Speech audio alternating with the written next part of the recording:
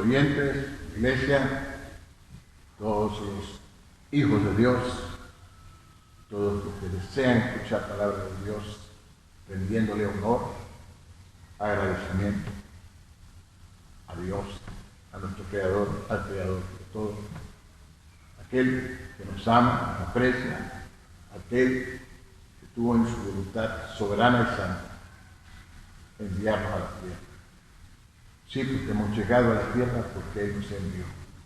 De ello estamos viviendo en estos tiempos, como una generación testigos de todo lo que Dios ha hecho, de todo lo que Jesús nos enseñó a través del Evangelio y de todo lo que el Espíritu Santo está promoviendo en nosotros para que veamos y para que se realice el programa trazado por Dios desde antes, desde el comienzo del tiempo, para este tiempo, y que en todo ello tenemos todos nosotros algo que ver.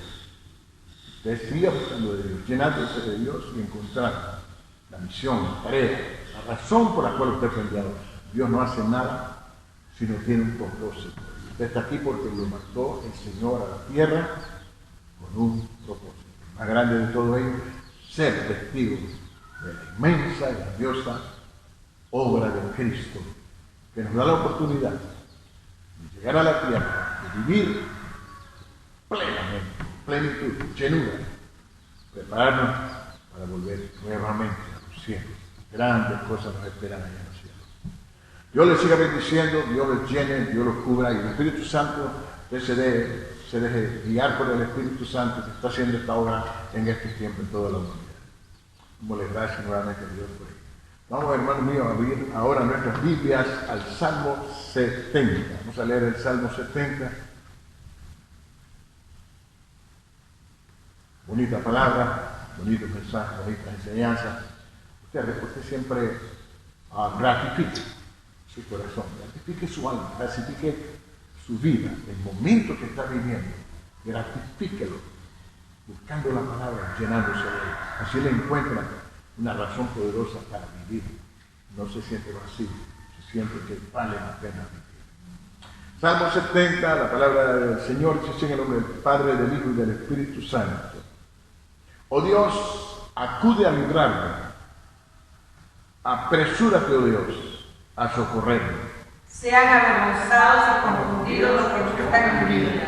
Sean vueltos atrás y avergonzados los que me mal desean.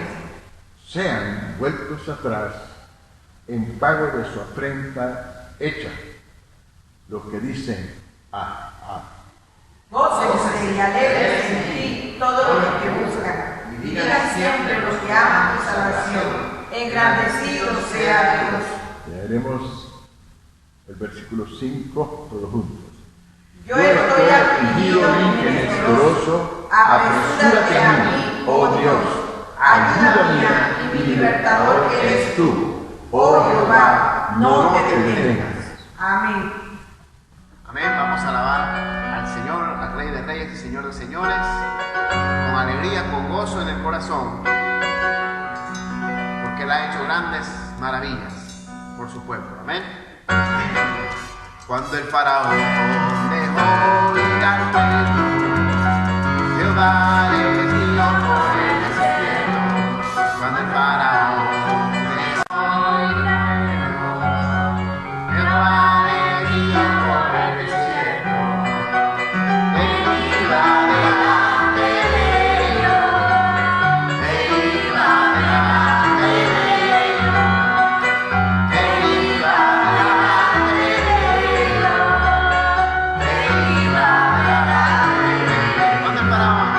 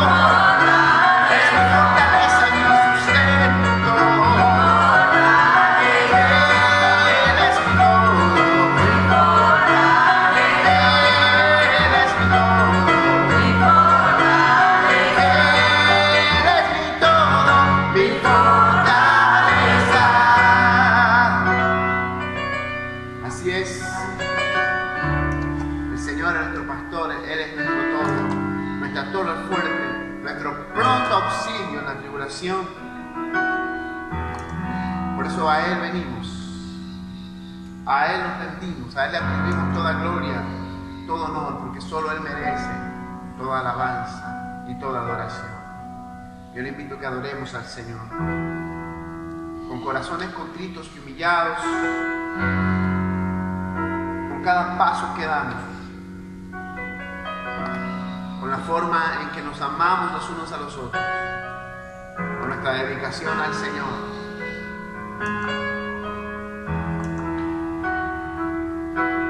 Vamos a adorar.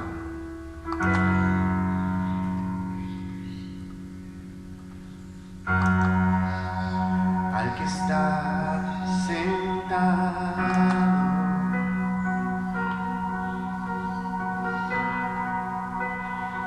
en el trono,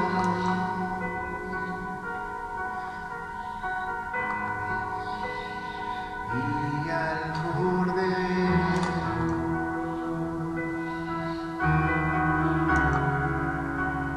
sea el honor,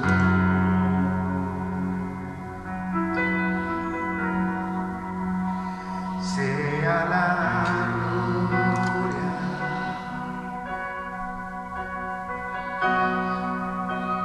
sea la honra,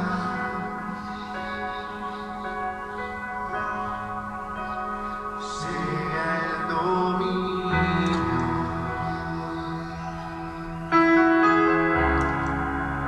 por los siglos de los siglos.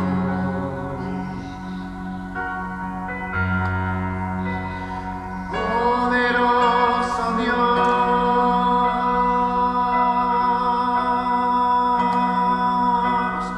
poderoso Dios,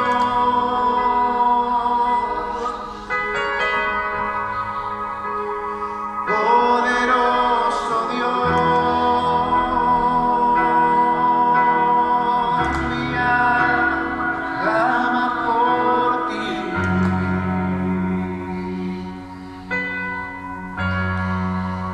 Al que está sentado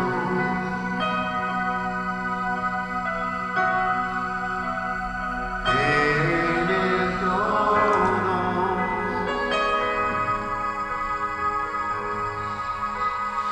y al Cordero,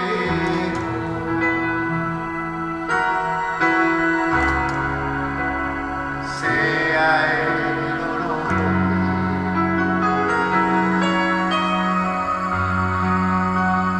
sea la gloria,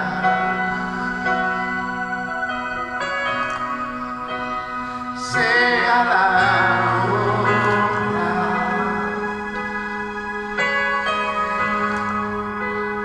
sea el dominio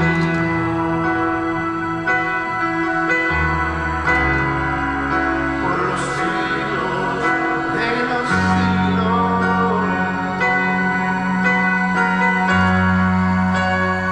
Poderoso Dios,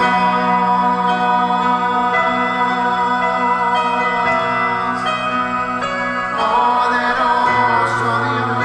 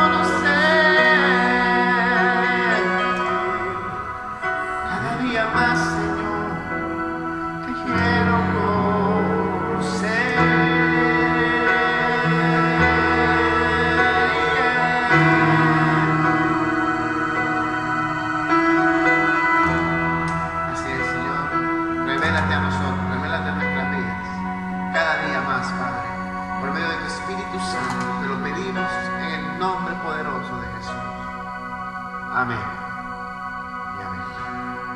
Buenas tardes, hermanos, ¿cómo han estado?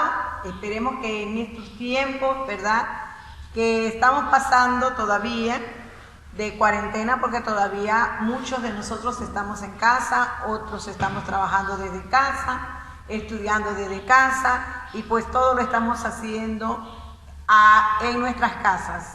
Espero que se encuentren bien, que todos estén bien, cuídense, no estén saliendo mucho.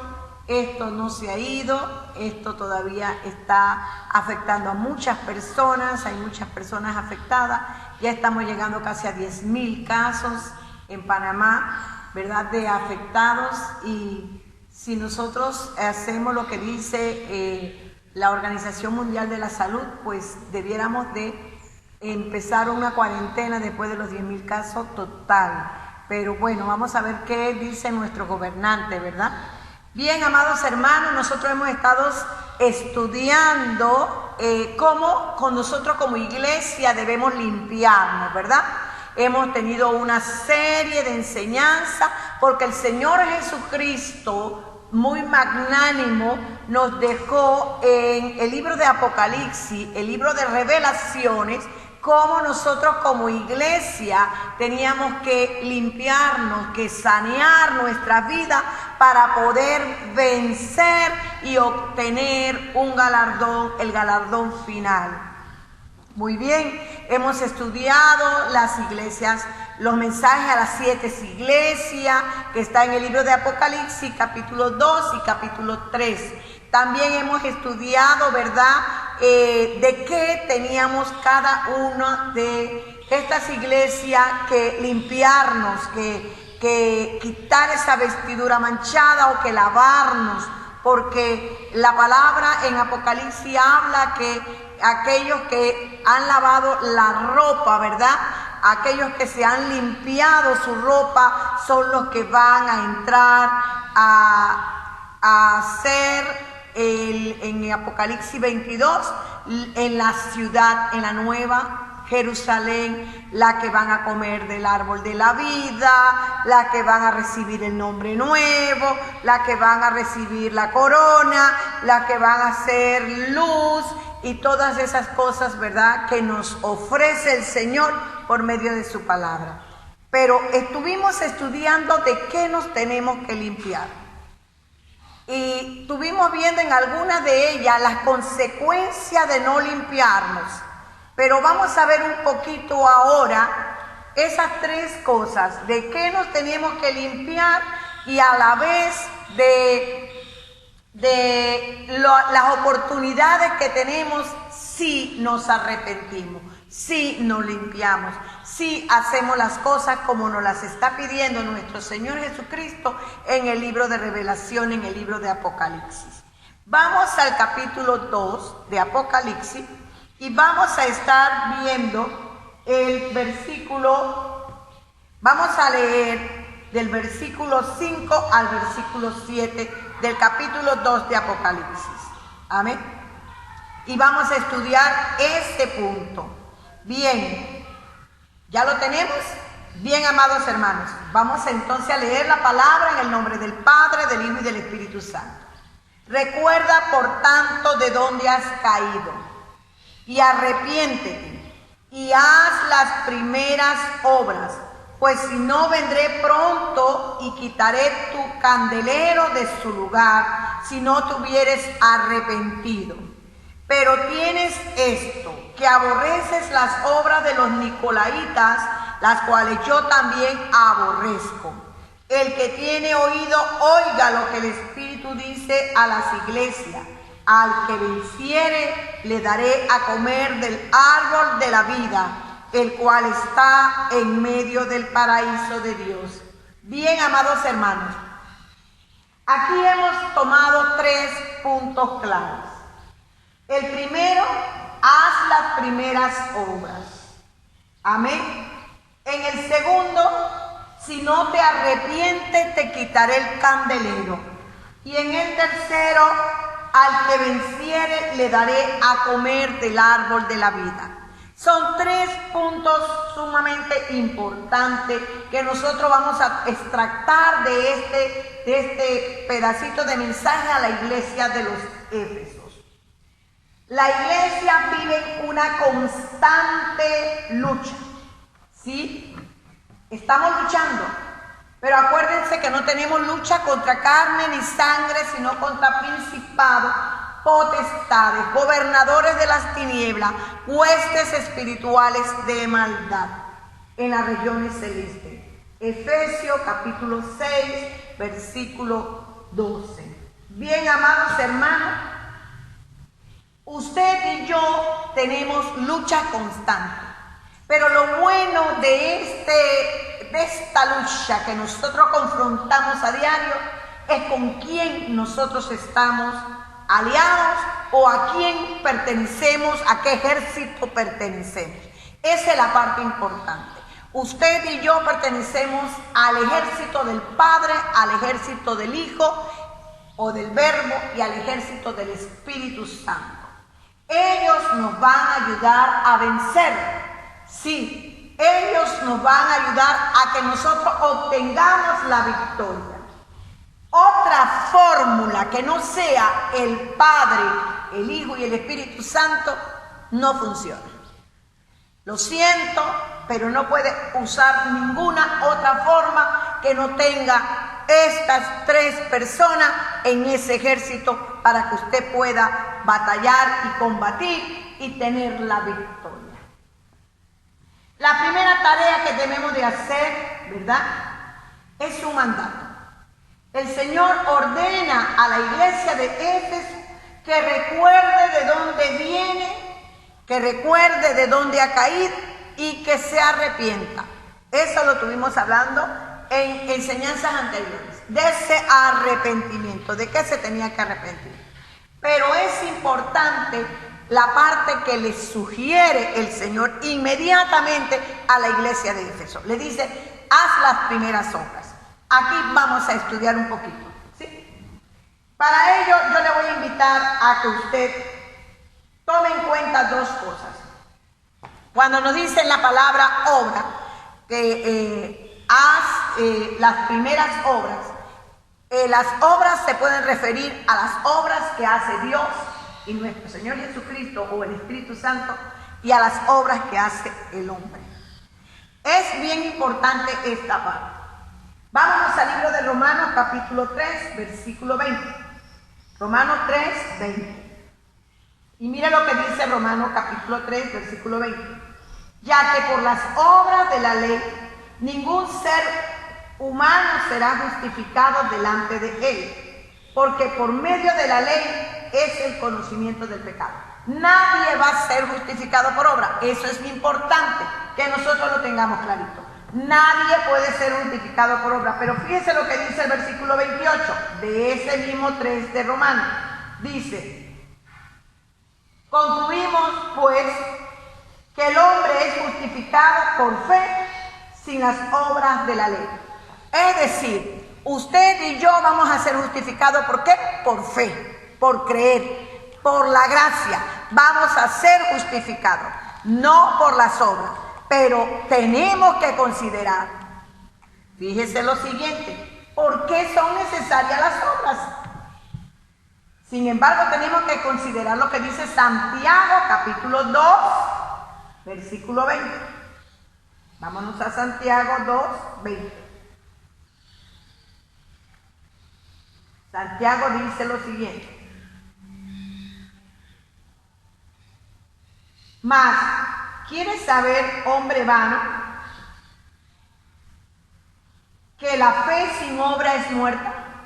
Y se lo hace como forma de pregunta. ¿Usted sabía que la fe sin obra es muerta? Ok, tenemos que tener fe. En Romanos 3 nos dice que lo importante es la fe, no las obras de la ley. Pero en Santiago nos dice, mas ¿quieres saber, hombre vano, que la fe sin obra es muerta? Tenemos que tener clarito que no puede haber fe sin obra. Tiene que haber obra, pero también tiene que haber fe. Muy importante. Y el versículo 21 dice, ¿no fue justificado por las obras Abraham nuestro padre cuando ofreció a su hijo Isaac sobre el altar? ¿No ves que la fe actuó junto con sus obras y que la fe se perfeccionó por las obras? Es decir, cuando el Señor nuestro Dios le pide a Abraham, sacrifícame a tu hijo, acuérdense que era su único hijo, acuérdense que era el hijo de la promesa, acuérdense también que ese hijo era el que iba a hacer que las personas se contaran como se cuentan las estrellas o como se encuentran los granos de las arenas del mar. ¡Wow! Bastante cantidad, buco pocotón. Pero ¿qué resulta ser? Dios le dice, sacrifícame. ¿Y qué hizo Abraham? Abraham agarró a su hijo Isaac y lo llevó al sacrificio. Él tenía fe de que Dios le había dicho que ese era el hijo de la promesa. Él tenía fe de que de él iban a ser millares de seres humanos. Él tenía fe que de ahí se iba a levantar las familias de la tierra. Pero por eso no dejó de hacer lo que Dios le había pedido que hiciera. Entrégamelo.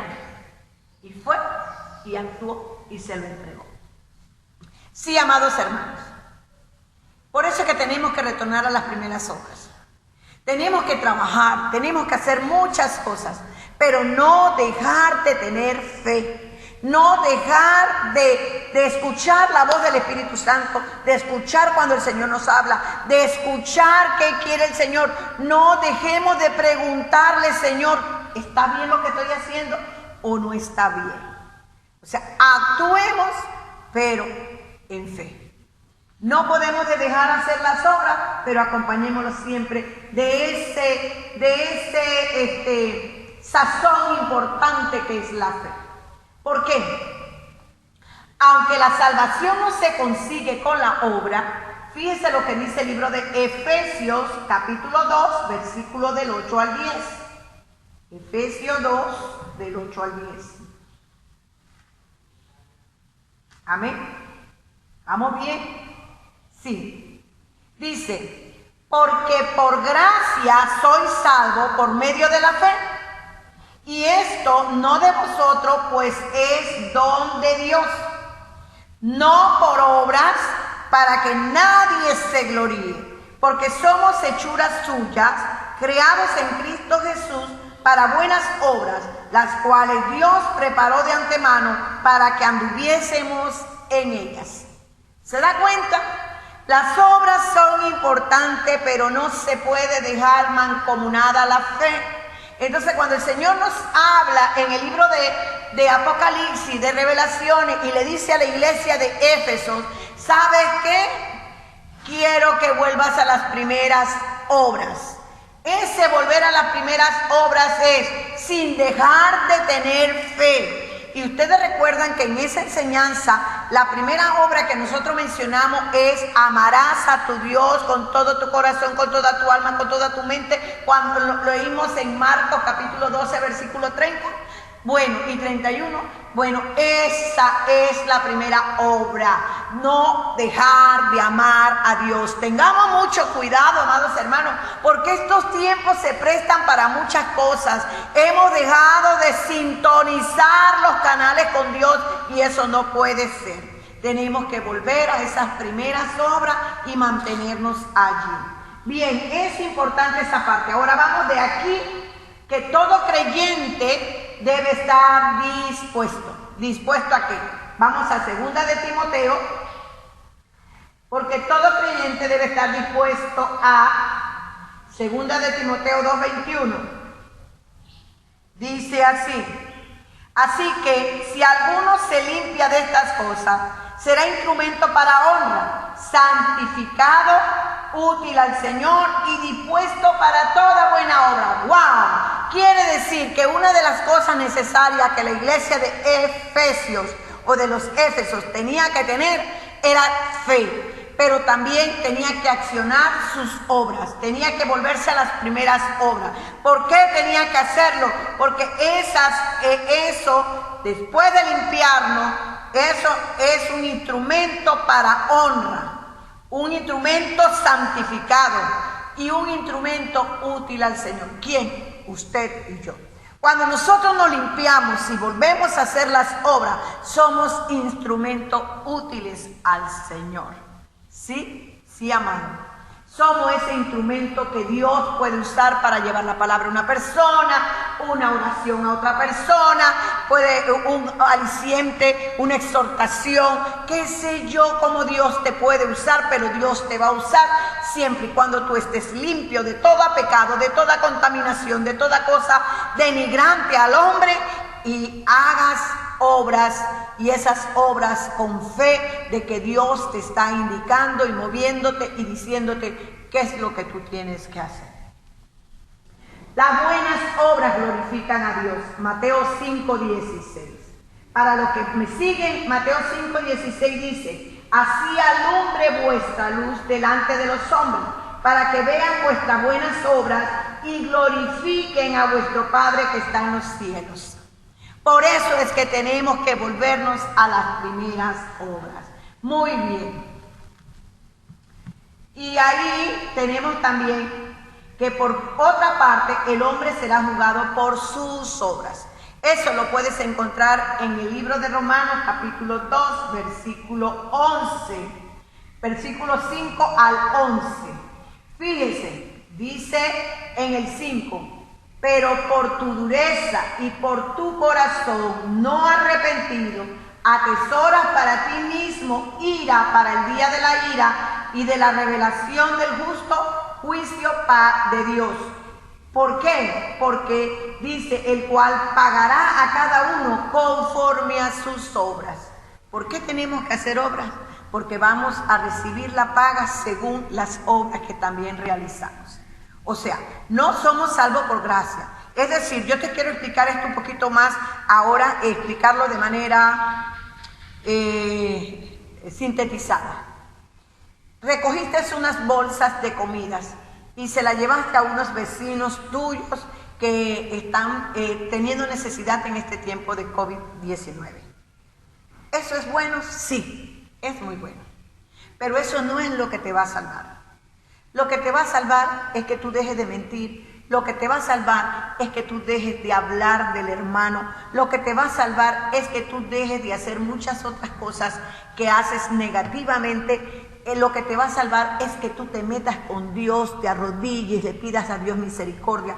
Eso es lo que te va a salvar. Lo que estás haciendo, la obra que estás haciendo, ¿es buena? Sí, es muy buena. Y esa también va a ser contada porque vas a ser también juzgado por esas obras que tú haces aquí en la tierra. Pero también vas a ser juzgado si tú le llevas una palabra al vecino.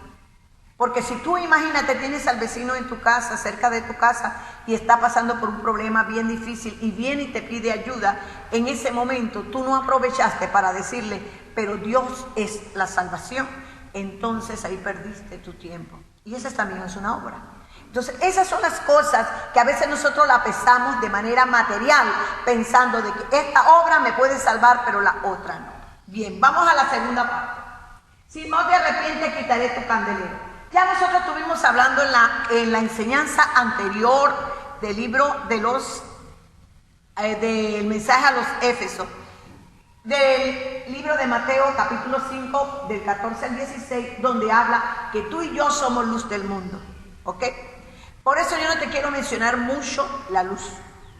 Yo lo que te quiero decir ahora, observa algo. Si el Señor dice que va a quitar tu candelero, es decir, va a quitar tu luz. Al quitar tu luz, ¿cómo se convierte un lugar que no tenga luz? Se convierte en oscuridad y se convierte en tinieblas. Yo sí te quiero compartir esta parte de qué es lo que le va a acontecer al que anda en tinieblas y al que anda en oscuridad. ¿Por qué? Porque esta es la parte importante, porque a veces no queremos soltar aquellas cosas que nos agradan del mundo, aquellas cosas que nos llevan a las tinieblas o a la oscuridad. Queremos continuar con ellas pensando de que nadie nos está mirando, nadie me está viendo, pero Dios está mirando todo y mira todo lo que hacemos.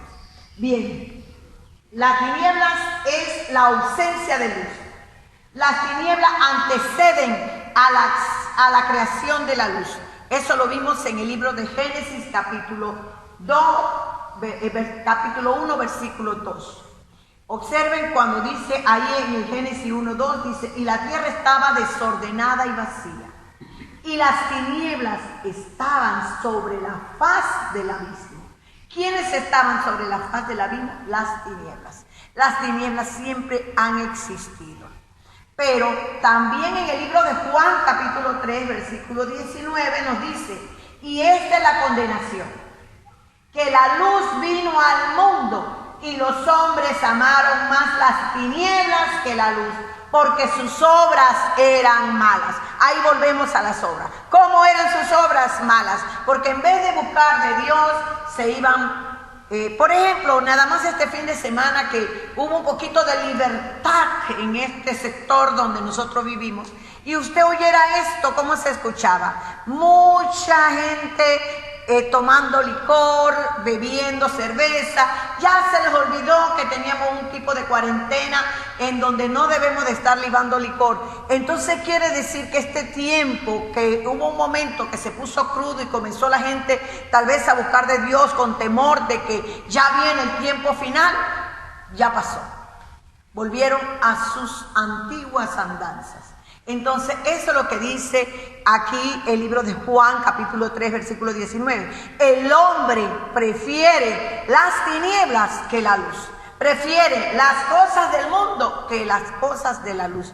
¿Cuántos de estos vecinos que están aquí a nuestro alrededor estarán escuchando el celular con las enseñanzas que nosotros estamos impartiendo? Muy pocos. ¿Y cuántos hermanos los están haciendo?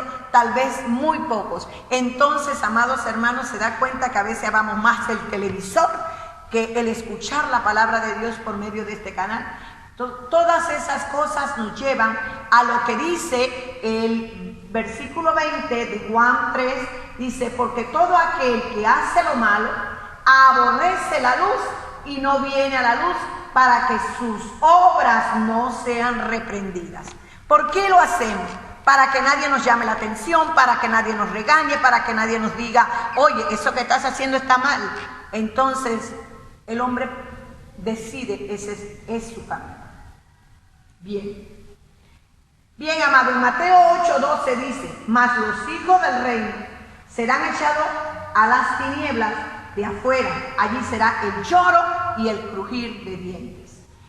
Todo aquel que quiere continuar haciendo lo que dice Juan 3:19, que prefieren al mundo que a las cosas de Dios, que a las cosas de la luz, entonces van a ser echados afuera a las tinieblas y ahí será el lloro y el crujir de dientes. Ok, pero al que venciere, vamos al tercer punto que es bien importante.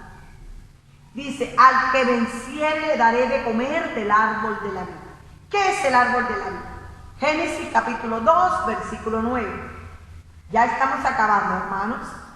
Génesis 2, 9, pero acompáñenme a buscar la Biblia. En Génesis 2, 9 dice, y Jehová Dios hizo nacer de la tierra todo árbol delicioso a la vista y bueno para comer, también el árbol de la vida. Fíjense, antes de hacer el árbol de la ciencia del bien y el mal, hizo el árbol de la vida, ¿sí? En el huerto del Edén. Pero como el hombre cayó, y su caída, esta caída del hombre, ¿qué hizo Dios? Tuvo que sacarlo del huerto. Génesis capítulo 3, versículo 22. Y dijo Jehová Dios, he aquí el hombre es como uno de nosotros, sabiendo el bien y el mal. Ahora pues, que no alargue su mano y tome también el árbol de la vida y coma y viva para siempre. La caída del hombre hizo que Dios se manifestara de una manera diciendo, saquémoslos de aquí del huerto porque ellos ya saben el bien y el mal y no vaya a ser que alarguen su mano y cojan del árbol de la vida y vivan para siempre, pero vivan para siempre en maldad. Y Dios tenía que tener cuidado con eso. Así que mandó al hombre a que saliese fuera de ese lugar. Muy bien. Apocalipsis 2:7 entonces nos dice que el que tiene oído oiga lo que el Espíritu dice a la iglesia. Al que venciere le daré de comer del árbol de la vida. Si vences, iglesia de Éfeso, se te va a dar de comer del árbol de la vida. Y ese árbol de la vida, imagínense, esto sí me gustó. Capítulo 22 de Apocalipsis, versículo 2. ¿Qué es el árbol de la vida? Aquí está mejor explicado en el capítulo 22 de Apocalipsis, versículo 2. Dice, en medio de la calle de la ciudad y a uno y otro lado del río estaba el árbol de la vida, que produce 12 frutos, dando cada mes su fruto. Y las hojas del árbol eran para la sanidad de las naciones. ¿Qué es el árbol de la vida? Es un árbol que produce 12 frutos diferentes. Yo me cuestiono y me pregunto, el árbol de papaya tiene una forma de ser, por lo tanto, él trae una fruta bastante esponjosa, anaranjada, grande, con muchas semillas, y es muy rico cuando está maduro y no lo podemos comer. También se puede comer verde, en ensalada, en sopa, pero maduro también sabe muy rico, en chicha, batido. Imagínense, eso es el árbol, es la fruta que comemos en enero. En febrero vamos a comer mango. En marzo vamos a comer sandía. En abril vamos a comer borojó, en mayo vamos a comer maracuyá. ¿Me estoy explicando? Una fruta por cada mes del año, una fruta diferente, con diferente sabor. Ese árbol es un árbol muy especial. El árbol de la vida.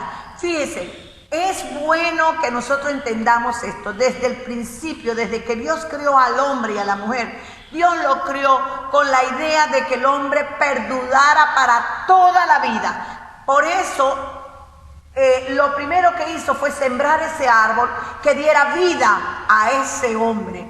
Pero cuando el hombre obedeció a la serpiente, diciéndole, con que Dios te ha dicho a ti que si comes de ese árbol vas a ser como él. Y entonces, claro, eso estimuló ahí a la mujer y le dice, no, Dios ha dicho que no comamos del árbol del bien y del mal. De todo lo demás podemos comer menos del árbol del bien y del mal. Pero ¿qué dijo enseguida Satanás? No, porque Dios sabe que si tú comes de él vas a ser como Dios. El hombre enseguida quiere ser como Dios, porque enseguida comió del fruto. Entonces eso evitó que nosotros tuviéramos ahora, en este tiempo, no existiera esto del COVID-19, no existiera esto de las vacunas, no existiera esto de los extraterrestres, no existiera nada de lo que nos está pasando ahora mismo en pleno siglo XXI, sino al contrario, estuviésemos llenándonos con aquel árbol y sanando nuestras enfermedades con aquellas hojas que dice que son para sanidad de las naciones. ¿Se ve, hermano? Qué importancia es el obedecer a Dios y el lograr vencer esta prueba que se le da a la iglesia de Éfeso para que la supere, para que haga las primeras obras, para que se vuelva al primer amor y avance y haga lo que Dios está pidiendo que haga. Porque en el capítulo 22 de Apocalipsis, versículo 14, ahí nos dice lo siguiente: bienaventurados los que lavan sus ropas para tener derecho al árbol de la vida y para entrar por las puertas en la ciudad. Aquí hay dos cosas bien importantes. No solo vas a tener el derecho de comer del árbol de la vida, sino que vas a entrar a la ciudad por las puertas. Si me está indicando que vas a entrar a la ciudad por la puerta, quiere decir que muchas otras personas entrarán a la ciudad, pero no por la puerta. Entrarán por cualquier otro hueco, menos por la puerta. En cambio, tú, cuando laves tu vestidura, cuando te limpies, iglesia de Éfeso, vas a entrar por las puertas de esa ciudad y vas a comer del árbol de la vida, que da 12 frutos diferentes según los meses del año, y que sus hojas van a ser para sanidad. Nadie va a estar enfermo entonces, porque las mismas hojas van a servir para usarlas para sanidad. Yo quería traer, para ya ir concluyendo a este tema, lo que significa el habernos negado a nosotros mismos, porque el hombre fue que se negó, el que pudiera tener vida eterna desde un comienzo. Significa que Dios tuvo que ponerle un límite al hombre y vino con ello la muerte. Pero a mí me llama poderosamente la atención y me tomé a la tarea de buscar e investigar en la Biblia las edades de nuestros primeros patriarcas o de nuestros primeros hombres. Adán dice que vivió labrando la tierra 930 años. ¡Wow! Vivir 930 años, vivir 930 años. Tal vez es poquito tiempo para el hombre, pero hace bastante cosas. Dice, tuvo hijos e hijas. Y después vino Set, que vivió 912 años. Luego vino Enos, que vivió 905 años, Cainán, que vivió 910 años, Mahalalel, que vivió 895 años, Jared vivió 960 años, Enoc vivió 365 años y desapareció porque Dios se lo llevó. Matusalén vivió 969 años, el que más ha vivido. Lamed vivió 777 años. Noé vivió 950 años. Y Taré, padre de Abraham, vivió 205 años. Sara vivió 127 años. Abraham vivió 175 años. Isaac vivió 180 años. José vivió 110 años. No dice qué tiempo vivió Jacob. No lo encontré. Si usted lo encuentra, qué bueno. Pero yo no lo encontré. Tal vez por algún lado está cuánto vivió Jacob. Moisés vivió 129 años. Y actualmente, en la actualidad, el hombre solo vive 70 años. En el Salmo 90, dice el salmista, habla de la eternidad de Dios y la transitoriedad del hombre, y dice en el versículo 9 y 10, porque todos vuestros días declinan a causa de tu ira. Acabamos nuestros años como un pensamiento. Los días de nuestra edad son 70 años, y si en los más robustos son 80 años, con toda su fortaleza y trabajo, porque pronto pasan y no lo vemos más. Conclusión. A la iglesia de Éfeso le habla de arrepentirse, de volverse a las primeras obras, al primer amor, entre la que pudimos observar en la primera parte de este estudio, que debe amar a Dios sobre todas las cosas, Marcos 12, 30 y 31. Pero fíjese lo que dice Juan 6, 29. Respondió Jesús y le dijo: esta es la obra de Dios, que creáis en Él, que Él ha enviado. Y Juan 14, 12 dice: de cierto os digo, que el que en mí cree, las obras que yo hago, Él las hará también. ¿Sabe qué, amados hermanos? Esto me llenó de gozo, porque si Cristo oraba por un enfermo, este enfermo sanaba. Y si usted puede hacer las obras que hizo Cristo, y yo puedo hacer las obras que hizo Cristo, nosotros podemos hacer mucho. Y el Señor nos dejó tareas asignadas. Oremos por los enfermos, oremos por las personas que nos piden oración, compartamos el pan, celebremos las cosas buenas que hacen los demás. ¿Y por qué no? También, si hay que hacer milagros, podemos hacer milagros, hagamos milagros, porque de todas las cosas podemos hacerlas. Son las obras que hizo el Señor, nosotros estamos llamados a hacerlas. Hagamos las primeras obras, porque eso nos lo pidió el Señor. Dios te bendiga y que pases buenas tardes. Espero, hermano, que te hayas gozado con esta palabra, con las alabanzas, con las oraciones, y que sigas compartiendo con otros la palabra que el Señor nos está dando como mensaje. Vamos entonces a la bendición sacerdotal. Jehová te bendiga y te guarde. Jehová haga resplandecer su rostro sobre ti y tenga de ti misericordia. Jehová alce sobre ti su rostro y ponga en ti paz. Ahora vámonos con la paz de Cristo. Vámonos pidiéndole a Dios que nos ayude a hacer las obras que Él hizo, que nosotros podamos también emular el ejemplo de Él, y Él mismo nos dijo que nosotros podíamos hacerlo.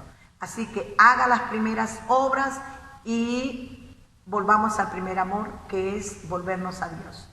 Dios te bendiga y hasta el día jueves que nos vuelves a sintonizar. Amén.